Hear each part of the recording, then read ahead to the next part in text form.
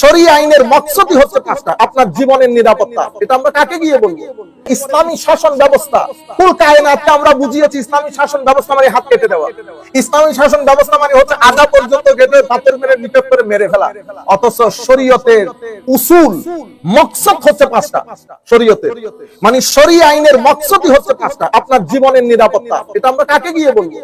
আপনার সম্পদের নিরাপত্তা, আপনার ইজ্জতের নিরাপত্তা। বুঝতে পেরেছেন? আল্লাহ রাসূলের হুকুম এভাবে পাঁচটা হচ্ছে শরীয়তের মকসদ। শরীয়ত যদি এটা পালন করতে না পারে তাহলে তো শরীয়ত নিজের মকসদই এস্টাবলিশ করতে পারবে। আপনারা বুঝতে পেরেছেন?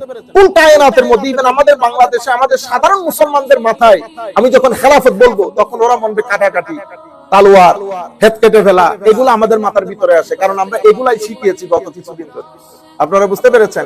এই ধারা এসে এখন আমরা যারা ইসলামী আন্দোলনের সাথে জড়িত, কখনো কখনো দেখবেন ঘোড়া দৌড়াইতেছে, কখনো কখনো দেখবেন এই তাগুতের বিরুদ্ধে যুদ্ধ। কোন তাগুতের বিরুদ্ধে যুদ্ধ করতেছে? আপনারা বুঝতে পেরেছেন? সাধারণ ছেলে পুলে কনফিউজ। এটা সূত্রপাত হযরত আলী রাদিয়াল্লাহু তাআলা হত্যা, ফারুক আজমের হত্যা, উসমান গনির হত্যা। হত্যাকারী খারেজি, উগ্রবাদী, আর যাদেরকে হত্যা করা হয়েছে ওনারা মেইনস্ট্রিম। সেই কারণে এই জিনিসগুলো জানা দরকার। আসলে আমরা দুই একটা হাদিস বলে শেষ করে দেব। হযরতে যার ব্যাপারে আমরা আজকে কথা বলতে বসছি, রাসূল করিম সাল্লাল্লাহু আলাইহি ওয়াসাল্লাম ইরশাদ করেন, এটা মুসলিম শরীফের মধ্যে চ্যাপ্টার, এটা হচ্ছে মুসলিম শরীফের অধ্যায়। মুসলিম শরীফের অধ্যায় ইমাম মুসলিম কি লিখেছে দেখেন, বাবুদ দলিল আলা আন্না হুব্বাল আনসার ওয়া আলী রাদিয়াল্লাহু তাআলা আনহুম মিনাল ঈমান ওয়া আলামাতিহি ওয়া বুগদাহুম মিন আলামাতিন নিফাক। মানে অধ্যায়ের নামকরণ করা হয়েছে, এই অধ্যায়ের হাদিসগুলা হযরত আলী রাদিয়াল্লাহু তাআলা আনহুর মহব্বত, আনসারী সাহাবীদের মহব্বত, ঈমান এবং ঈমানের আলামত, তাদের প্রতি ঘৃণা, তাদের প্রতি বিদ্বেষ পোষণ, এটা মুনাফিকের আলামত। এটা মুসলিম শরীফের চ্যাপ্টার। এখানে কি লিখেছে আমার নবী? قال علي رضي الله عنه والذي فلق الحبة وبرأ النسمة إنه لأحد النبي الأمي صلى الله عليه وسلم إلي ألا يحبني إلا مؤمن ولا يبغضني إلا منافق। হযরত এটা মুসলিম শরীফের riwayat। হযরত আলী রাদিয়াল্লাহু তাআলা আনহু বলছেন, সেই মহান সত্তার শপথ যিনি বীজের মধ্য থেকে চারা বের করেন, সেই মহান সত্তার শপথ, আমার নবী আমার সাথে ওয়াদা করেছেন। আলী কি বলেছে দেখেন, লা ইউহিব্বানি ইল্লা মুমিন, কোন মুমিন তোমাকে ঘৃণা করতে পারবে না, মুমিন তোমাকে মহব্বত করবে, মুনাফিক তোমাকে ঘৃণা করবে। বুঝতে পেরেছেন? তাইলে আলী রাদিয়াল্লাহু তাআলা who became decisive factor between ঈমান এন্ড নিফাক। তো হুব্বে আলী ঈমানের আলামত, বুগজে আলী মুনাফিকের আলামত। তাইলে যারা হযরত আলীকে হত্যা করেছে মুনাফিক না হলে কি হত্যা করতে পারতো? সেই থেকে এই পর্যন্ত আমরা এগুলা বলি না, মাহফিল থেকে তুলে দিয়েছি, সুন্দর সুন্দর কথা বলি। মানুষের তরুণ প্রজন্মের ঈমান হুমকির সম্মুখীন, আমরা সেই জায়গার মধ্যে আসি না, সুন্দর সুন্দর কথা বলি নিজের দল ভারী করার জন্য। আপনারা বুঝতে পেরেছেন? এরপরে দুই একটা হাদিস, হযরতে এই হাদিস ইমাম মুসলিম ফাদাইল সাহাবার মধ্যে হযরত আলী রাদিয়াল্লাহু তাআলা আনহুর অধ্যায়ে বর্ণনা করেছেন। আন আমির বিন সাদ বিন আবি ওয়াক্কাস আন আবিহি ক্বালা আমারা মুআবিয়া ইবনে আবি সুফিয়ান সাদান ফাকালা মা মানাআকা আন তাসুব্বা আবা তুরাব।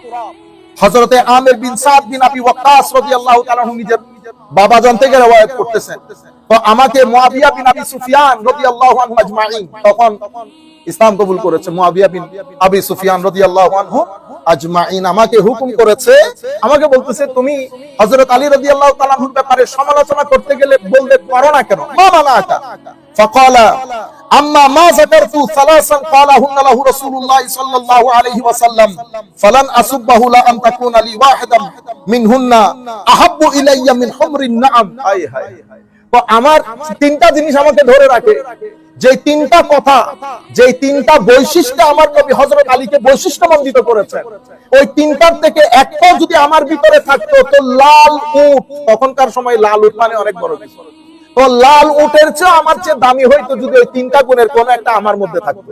যে তিনটা বিষয় আমার নবী হযরত আলীর ব্যাপারে বলেছেন সেগুলা কি কি? তো বলা হচ্ছে সাল্লাল্লাহু আলাইহি ওয়াসাল্লাম, তো আমার নবী ইয়াকুলু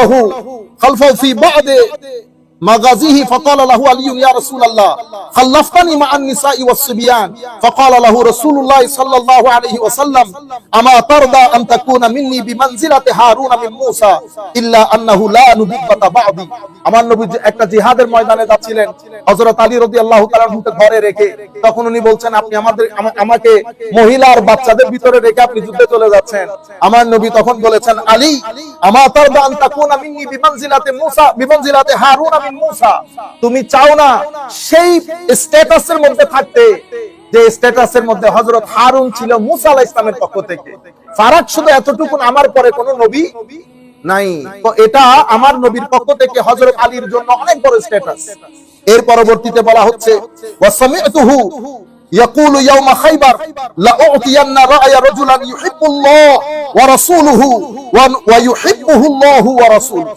رجلا يحب الله ورسوله ويحبه الله ورسوله وأمي سمعته يوم خيبر আমি খাইবারের দিন দেখেছি আমার নবীর মুখ থেকে আমি শুনেছি যে আগামী কালকে যুদ্ধের এই পতাকা আমি এমন ব্যক্তির হাতে সুপর্দ করব যাকে আল্লাহ ভালোবাসেন রাসূলও ভালোবাসেন আর যিনি আল্লাহকেও ভালোবাসেন রাসূলও ভালোবাসেন মানে আল্লাহ ভালোবাসে তাকে তিনিও আল্লাহকে ভালোবাসেন রাসূলও ভালোবাসে তাকে তিনিও রাসূলকে ভালোবাসেন সমস্ত সাহাবায়ে কেরামের মধ্যে ইন্তজার ছিল কাশ এই পতাকা যদি আমাদের হাতে দিয়ে আমাদের গায়ে সিল লেগে যেত যে আল্লাহ আমাদেরকে মহব্বত করেন কিন্তু সকালবেলা উঠে আমার নবী এই যুদ্ধের পতাকা আমার আলীর হাতে ন্যস্ত করেছে বুঝতে পেরেছেন এর পরবর্তীতে আরেকটা জায়গায় বলেছেন فقال فتطاولنا لها فقال ادعو علي فاوتي به ارمد فبصق في عينيه ودفع আমার হযরত আলী রাদিয়াল্লাহু অসুস্থ ছিলেন চোখে অসুবিধা ছিল আমার নবী সাল্লাল্লাহু আলাইহি ওয়াসাল্লাম কুতু মুবারক দিলেন অতঃপর রায়া চোখের আমার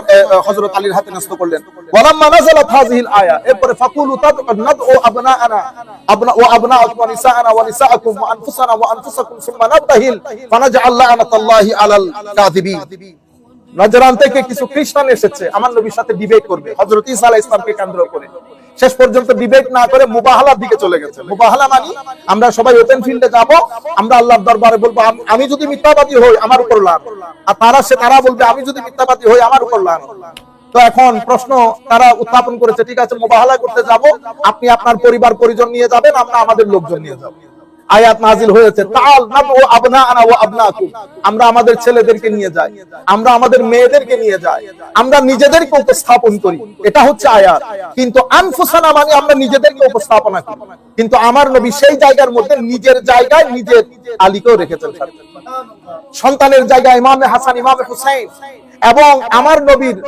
হায় হায় আমাদের মহিলাদেরকে নিয়ে যায় তাদেরকে নিয়ে গেছে আমার নবী শুধু হযরত ফাতেমাতুজ জাহরা রাদিয়াল্লাহু তাআলা আনহা আপনারা বুঝতে পেরেছেন আমাদের গায়ে লাগে যখন এগুলা বলি ফাতেমাতুজ জাহরা ইমামে হাসান অনেকেই নিতে পারছেন না কারণ আপনি যে এনভায়রনমেন্টের মধ্যে বড় হয়েছেন আপনার এনভায়রনমেন্ট আপনার ঈমানের গদিকে অলমোস্ট পুড়িয়ে দিয়েছে